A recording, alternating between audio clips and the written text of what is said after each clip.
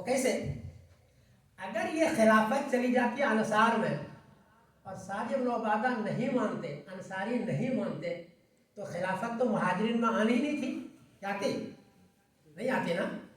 جب مہاجرین میں نہیں آتی تو حضرت علی کیسے بنتے خلیفہ؟ کیسے بنتے؟ کہہ بھی نہیں سکتے تھے وہ، اس لیے اس کی عمر کم ہے نا.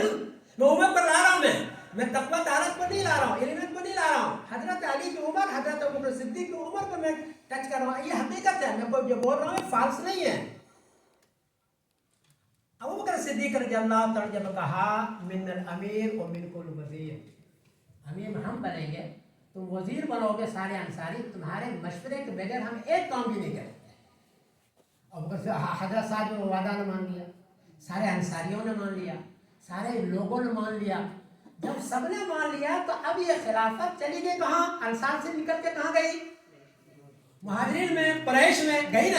حدیث کی بنیاد پر گئی ہے، ایسا نہیں کہ ابوبکر صدیق کو زبردستی کر لی، یہ بھی نہیں ہے. حدیث موجود ہے، بخاری میں موجود ہے، ترمذی میں موجود ہے، حدیث الائمۃ من قریش ہے، صحیح حدیث بول رہا ہوں میں. لیکن کسی نے اس کو کوٹ نہیں کیا. ابوبکر صدیق نے کوٹ کیا، اور یہ قیامت تک کے لیے خلافت چلی گئی انصار سے نکل کر کہاں گئی؟ مہاجرین میں. تو حضرت علی رضی اللہ تعالیٰ عنہ کو بھی خلیفہ بننے کا موقع ملا، اور خلیفہ بنے ہیں یہ بھی عمر کے اعتبار سے. زیادہ عمر کے ابوبکر صدیق کے، ان کو پہلے بنایا. پھر عمر حضرت عمر کی، ان کو بنایا. حضرت عثمان کی عمر زیادہ ہے اس وقت بھی، 55 سال ہے ان کی، لیکن وہ شریف آدمی نہیں بنایا ان کو اس وقت میں، لیکن بعد میں ان کو بنایا. پھر جب 58 سال 58 سال کی عمر ہوئی ابوبکر سے حضرت علی رضی اللہ تعالیٰ عنہ کی 58 سال کی، اور حضرت عثمان رضی اللہ تعالیٰ کی شہادت ہو گئی، تو سارے کافی لوگ آئے حضرت علی رضی اللہ کے پاس، آپ خلیفہ بنائیں. جو میں بھی بولتا ہوں اور یہ تاریخ میں موجود ہے، مسلم ابن شیبہ موجود ہے. حضرت علی نے کہا کہ میں خلیفہ نہیں بننا چاہتا ہوں. طلحہ رضی اللہ عنہ نے کہا کہ میں خلیفہ نہیں بننا چاہتا ہوں. طلحہ تم خلیفہ بن جاؤ. طلحہ کہا کہ نہیں، اب آپ سے زیادہ کو معمر نہیں، آپ کے ساتھ زیادہ کو بہتر نہیں، آپ کے سے زیادہ کو تجربہ کار اب نہیں. ابوبکر صدیق کے زمانے میں تو وہ تھے، اب نہیں، 40 ہجری میں. تو اب آپ بنیے. تو روایت آتی ہے کہ بڑی مشکل سے حضرت علی رضی اللہ تعالیٰ 58 سال کے بعد بھی مشکل سے خلیفہ بنے.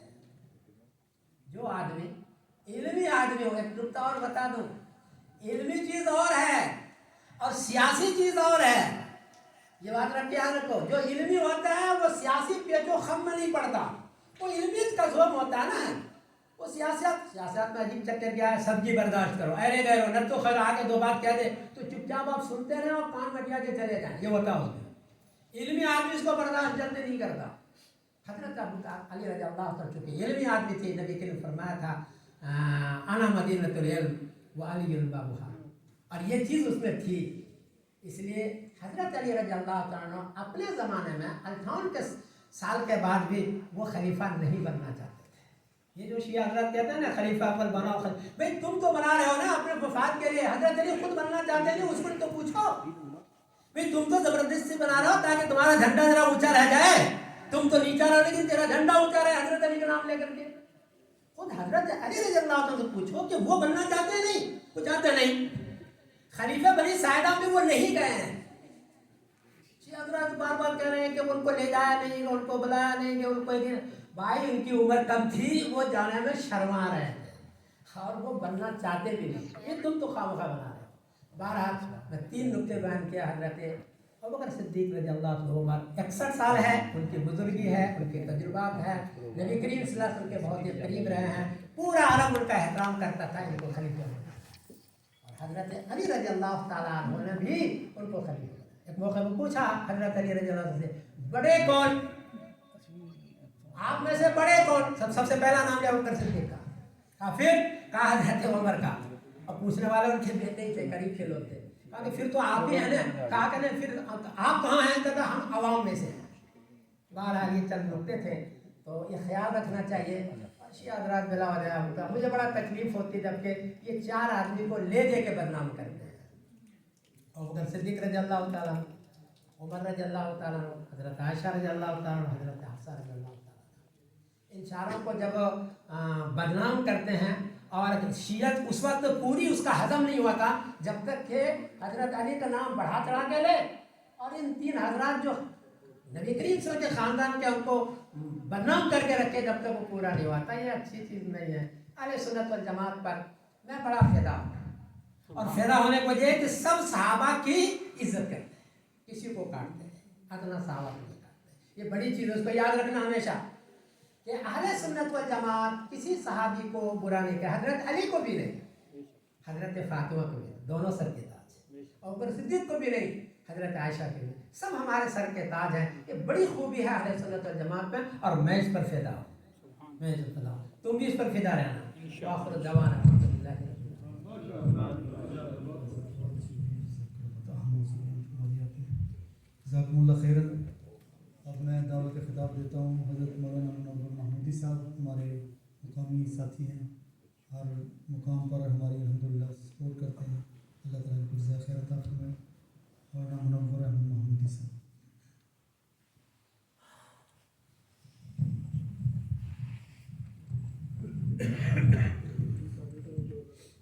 إن الحمد لله. أما بعد فأعوذ بالله من الشيطان الرجيم. بسم الله الرحمن الرحيم. وما كان الله ليعذبهم وأنت فيهم وما كان الله معذبهم وهم يستغفرون.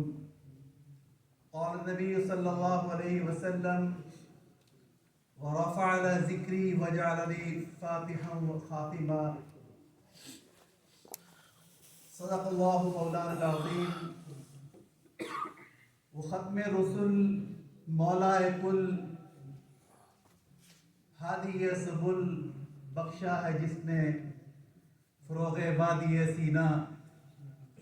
نگاہ عشق و مستی میں وہی اول وہی آخر، وہی قرآن وہی فرقان وہی یاسین وہی طٰہٰ. محمد مصطفیٰ کہیے، احمد مجتبیٰ کہیے، خدا کے بعد وہ ہے اور اس کے بعد کیا کہیے. حقیقت کا ہے اصرار کہ ختم الانبیاء کہیے، محبت کا تقاضا ہے کہ محبوب خدا کہیے. جبین و رخ مصطفیٰ پہ تجلی ہی تجلی ہے، انہیں بدر الدجا کہیے، انہیں شمس الضحیٰ کہیے. انتہائی قابل تکریم علماء کرام، معزز حاضرین مجلس، مخدوم و محترم حضرت علامہ صاحب رحمہ اللہ تعالیٰ کا یہ گلشن، یہ ان کی یادگار ہے. 27ویں ختم نبوت کانفرنس کے اندر ہم موجود ہیں. وقت بہت مختصر ہے. نبی کریم صلی اللہ علیہ وسلم کی ذات کو اللہ سبحانہ و تعالیٰ نے مجسم معجزہ بنایا. آپ کی ذات مجسم معجزہ ہے.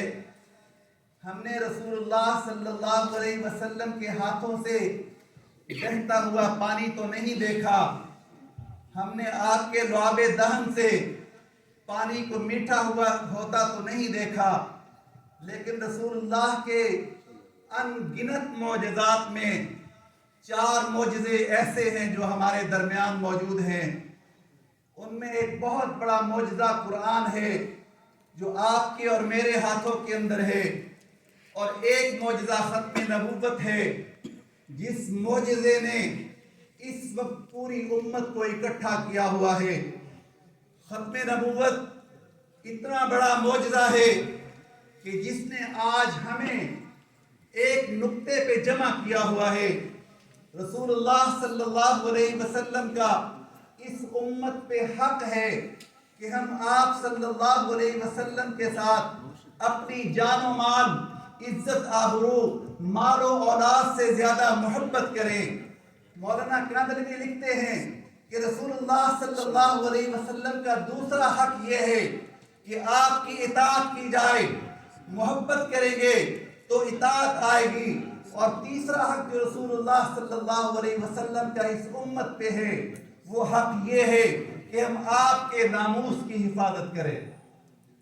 ختم نبوت کا دفاع کرنا یہ رسول اللہ صلی اللہ علیہ وسلم کی ناموس کا دفاع کرنا ہے، ختم نبوت کی حفاظت کرنا، یہ رسول اللہ صلی اللہ علیہ وسلم کی عزت کی حفاظت کرنا ہے، اور یہ اس امت کی ذمہ داریوں میں سے ایک اہم ترین ذمہ داری ہے۔ جس نے لا الہ الا اللہ محمد رسول اللہ پڑھا، اس پہ یہ بات فرض ہے کہ رسول اللہ صلی اللہ علیہ وسلم کی ناموس کے لیے وہ میدان عمل کے اندر نکلے، رسول اللہ کی ناموس کی حفاظت کے لیے اپنے آپ کو وقف کرے، رسول اللہ صلی اللہ علیہ وسلم کی ذات کے لیے میدان کارزار کے اندر نکلے۔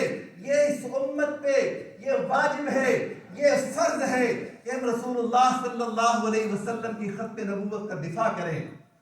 اور اگر ہم تاریخ اسلام کا مطالعہ کرتے ہیں، میں صرف ایک بات، ہم تو ختم نبوت کے خلاف باتیں سن بھی لیتے ہیں، برداشت بھی کر لیتے ہیں، ہمارے کان سن سن کے کوئی ریئیکشن نہیں دیتے۔ رسول اللہ صلی اللہ علیہ وسلم کے زمانے میں جب مسیلمہ کذاب نے دعویٰ نبوت کیا تو آقا صلی اللہ علیہ وسلم نے ایک صحابی کو بھیجا کہ جا کے مسیلمہ کذاب کے ساتھ بات کرو۔ تو حبیب بن زید انصاری رضی اللہ تعالیٰ عنہ جب مسیلمہ کذاب کے پاس پہنچے، جا کے رسول اللہ صلی اللہ علیہ وسلم کا خط دیا، تو مسیلمہ کذاب نے حبیب بن زید انصاری سے کہا کہ کیا تم رسول اللہ صلی اللہ علیہ وسلم کو نبی مانتے ہو؟ تو حبیب بن زید انصاری نے کہا کہ دل و جان سے مانتا ہوں، سر سے لے کے پاؤں تک مانتا ہوں۔ تو اس نے کہا پھر تم مجھے بھی مسیلمہ کو بھی تم نبی مانتے ہو؟ تو حبیب بن زید انصاری کہنے لگے میں تمہاری یہ بات سننے سے قاصر ہوں، تمہاری یہ آواز کہ تم اللہ کے رسول ہو یہ میرے کانوں کے ساتھ ٹکراتی نہیں ہے، میں اس آواز کو سننے سے عاجز ہوں۔ تو اس نے کہا اگر تم مجھے نبی نہیں مانتے تو میں تمہیں ذبح کروں گا۔ تو حبیب بن زید انصاری نے کہا کہ تم ذبح کر کے دیکھ لو، تم قتل کر کے دیکھ لو۔ تو مسیلمہ کذاب نے کہا کہ حبیب بن زید انصاری کے جسم کو کاٹنا شروع کرو۔ ان کا ایک بازو کاٹ دیا گیا زندہ انسان کو ختم نبوت کی حفاظت کے لیے۔ حبیب بن زید انصاری کو ایک بازو کاٹنے کے بعد کہا گیا کہ کیا تم مسیلمہ کو نبی مانتے ہو؟ تو کہنے لگے میں پہلے کہہ چکا ہوں کہ رسول اللہ کو آخری نبی مانتا ہوں، لیکن میرے کان یہ بات سننے سے قاصر ہے کہ میرے کانوں میں یہ آواز پہنچتی نہیں کہ کوئی دوسرا نبی ہے۔ پھر دوسرا بازو کاٹا گیا، ان کے کان کاٹے گئے، ان کا ناک کاٹا گیا، ان کے جسم کو لہو لہان کر دیا گیا، لیکن ختم نبوت کا یہ پروانہ ختم نبوت پہ قربان ہو گیا۔ لیکن اس نے آقا کی نبوت کے بعد دوسرا نبی کا ہونا اپنے کانوں سے سنا بھی نہیں۔ تو میرے بھائیوں، ختم نبوت کے لیے اسلاف نے بڑی قربانیاں دی ہیں، ختم نبوت کے لیے صحابہ نے بڑی قربانیاں دی ہیں۔ تاریخ اسلام کو اگر اٹھائیں، علماء موجود ہیں، رسول اللہ کی پوری زندگی میں جتنی بھی جنگیں ہوئی، جتنے بھی مارکے برپا ہوئے، ٹوٹل 269 آدمی اسلام کے لیے کام آئے۔ 269% was killed all battle۔ But ایک جنگ ایسی ہے جو ختم نبوت کے لیے لڑی گئی ہے، جو آقا کے ناموس کے لیے لڑی گئی ہے، جو محمد رسول اللہ صلی اللہ علیہ وسلم کی عزت کے لیے لڑی گئی ہے۔ میں نے دیکھا کہ حدیث مجھے کہتی ہے کہ سیدنا صدیق اکبر رضی اللہ تعالیٰ عنہ مدینے کی گلیوں کے اندر نکلے ہوئے، اور میرے محمد کے صحابیوں، میرے محمد کے پروانوں، اللہ کے نبی کی ختم نبوت تمہیں پکار رہی ہے۔ کوئی ہلکا ہے، کوئی بوجھل ہے، کوئی کمزور ہے، وہ ختم نبوت کے دفاع کے لیے نکلے، اور صحابہ کرام نکلے، اور وہ جنگ یمامہ جو ختم نبوت کے لیے لڑی گئی، اس میں 1200 صحابہ نے جام شہادت نوش کیا۔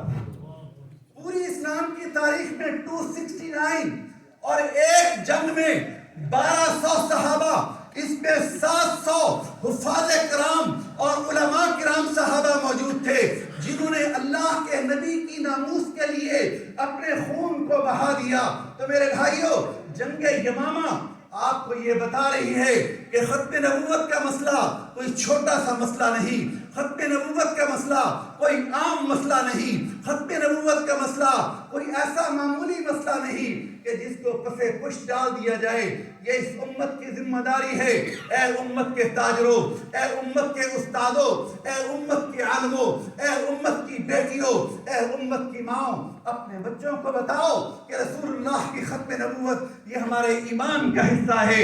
खत्म नबूवत के दिफा के लिए हमें मैदान में आना है, अपने बच्चों को बताना है, अपने नौकरों को बताना है, अपने गुलामों को बताना है, अपनी बीवियों को बताना है, अपने बच्चों को एजुकेट करना है कि खत्म नबूवत क्या है, खत्म नबूवत के लिए हमें क्या करना चाहिए।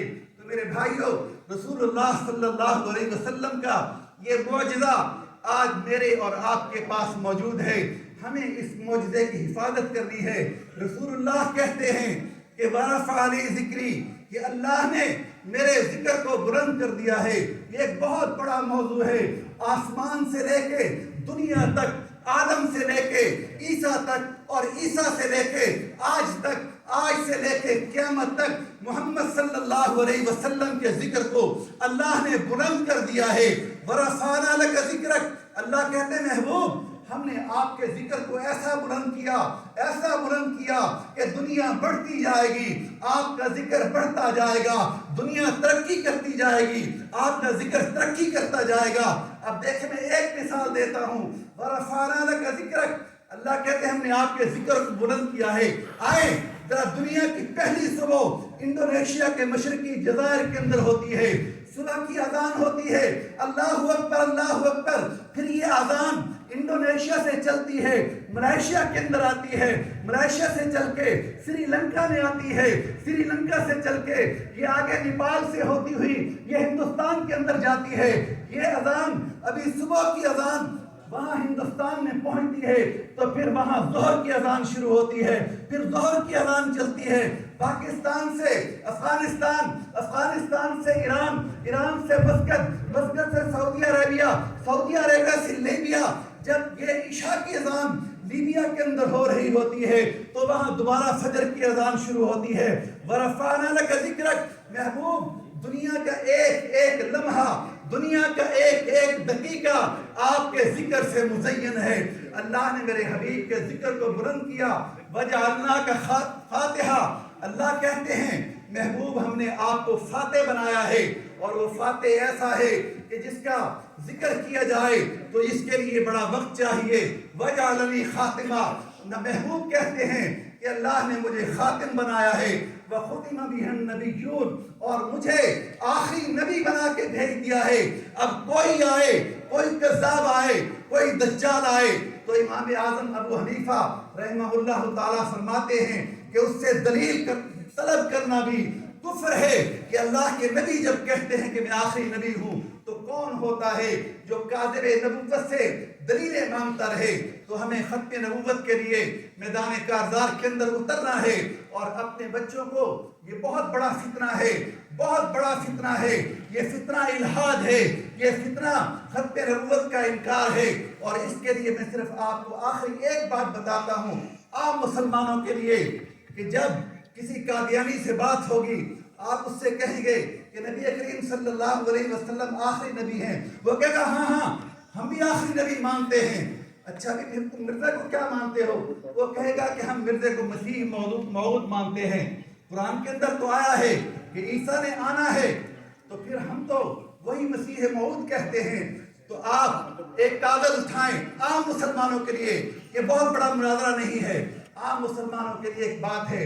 एक कागज को उठाएं, कहें कि आप एक कागज पे लिखें कि मिर्जा की माँ का नाम क्या है, तो वो लिखेगा मिर्जा बिन घसीटी, कि उसकी माँ का नाम घसीटी था।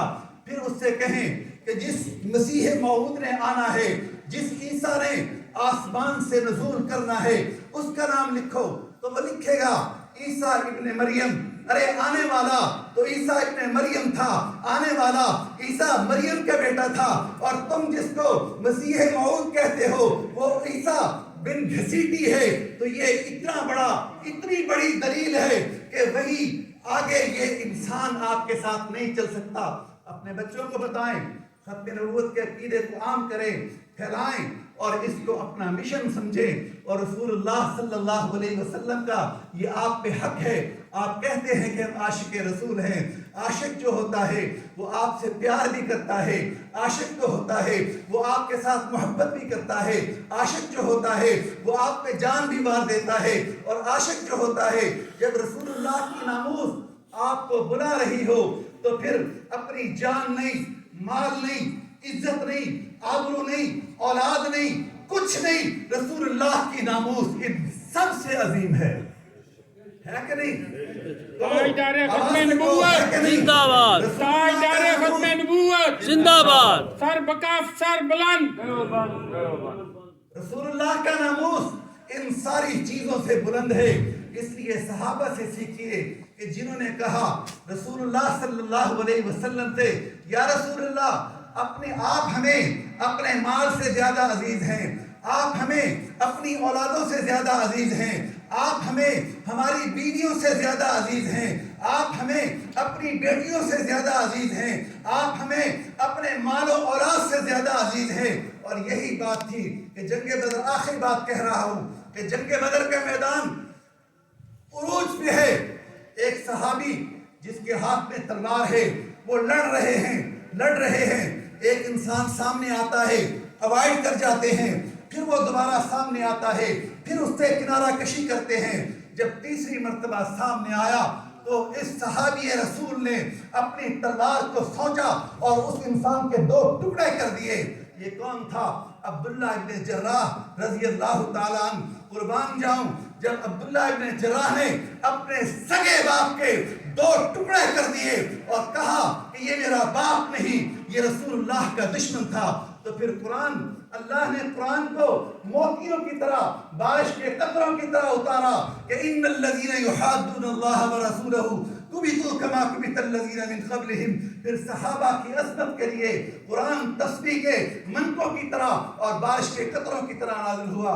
اللہ سبحانہ و تعالی ہمیں ختم نبوت کے لیے ایفرٹ ڈالنے کی توفیق نصیب فرمائے, اور اللہ سبحانہ و تعالی ہمیں محبوب نبی کریم صلی اللہ علیہ وسلم کا سچا, پکا اور مخلص خادم بننے کی توفیق نصیب فرمائے. وآخر دعوانا الحمدللہ رب العالمین. تاجدار ختم نبوت زندہ باد, زندہ باد. یہ الحمدللہ وقت اپنی تنابع سمیت رہا ہے اور ہماری مقررین حضرات بھی تشریف فرما ہیں. بڑے علماء کرام کے بیان ہونے والے ہیں. حضرت صاحبزادہ صاحب بھی تشریف لے آئے ہیں. جو حضرات ذرا دور دور ہیں وہ اگر ناراض ہیں تو ہم اس کی معذرت چاہتے ہیں, ذرا قریب تشریف لے آئیں تاکہ مقرر جو بولنے والا ہے اس کے سامنے بیٹھے ہوں گے تو ہمیں بھی ذرا سمجھ آئے گی, تو اس کا حوصلہ بھی بڑھے گا. تھوڑا اس طرف سامنے کی طرف ذرا تشریف لیں. حضرت مولانا امداد الحسن نامی صاحب ہر سال ہماری سرپرستی فرماتے ہیں.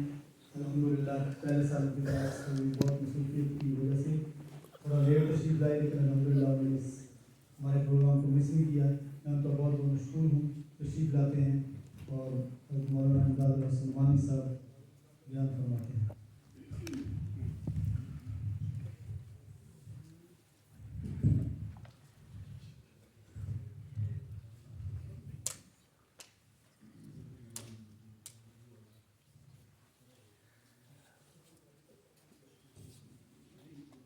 بسم اللہ الرحمن الرحیم. نہایت ہی واجب الاحترام علماء اکرام, سامعین محترم اور مہمان خصوصی, ہمارے حضرت کے جگر گوشہ صاحبزادہ خلیل احمد دامت برکاتہم العالیہ, مولانا منور احمد محمودی نے اپنا پورا زور لگایا تو میں آپ حضرات کو دیکھ رہا تھا. ایسے محسوس ہوتا تھا کہ آپ محو خواب ہیں اور وہ بیان کر رہے ہیں. اگر آپ ان کی باتوں پہ سبحان اللہ کہتے ہیں, ایک دفعہ کہہ دے سبحان اللہ, اللہ کا واسطہ. تو جنت کے اندر آپ کے ایک دفعہ یہ بات کہنے سے ایسا درخت لگتا کہ 500 سال تیز گھوڑے پہ سوار ہو کے گھوڑا دوڑتا، گھوڑا تھک جاتا، لیکن اس درخت کا سایہ ختم نہیں ہوتا۔ سبحان اللہ، ماشاءاللہ، اللہ۔ ہمارے نوجوان خطیب ہیں، اللہ تعالیٰ ان کی عمر میں برکت عطا فرمائے۔ جب ہمارے علماء ایسی باتیں کرتے ہیں کہ عقیدہ ختم نبوت پر صحابہ اکرام نے اس طرح قربانیاں دی ہیں، تو قادیانی ارباب اقتدار کو یہ باور کرانے کی کوشش کرتے ہیں کہ یہ تو ٹیررسٹ لوگ ہیں، یہ تو دہشت گرد ہیں۔ حالانکہ یہ ان کا اتنا بڑا الزام ہے جیسے ان کے جھوٹے نبی نے عقیدہ ختم نبوت پہ جھوٹ بولا، اس طرح قادیانی بھی یہ باتیں کر کے اسی کی سنت کو ادا کر رہے ہیں۔ ہمیں ہمارے آقا نے محبت کا درس دیا ہے، ہمیں ہمارے آقا نے اخوت کا درس دیا ہے، ہمیں ہمارے آقا نے دشمن سے بھی اچھے سلیقے سے بات کرنے کا درس دیا ہے۔ میرے آقا نے اپنے کسی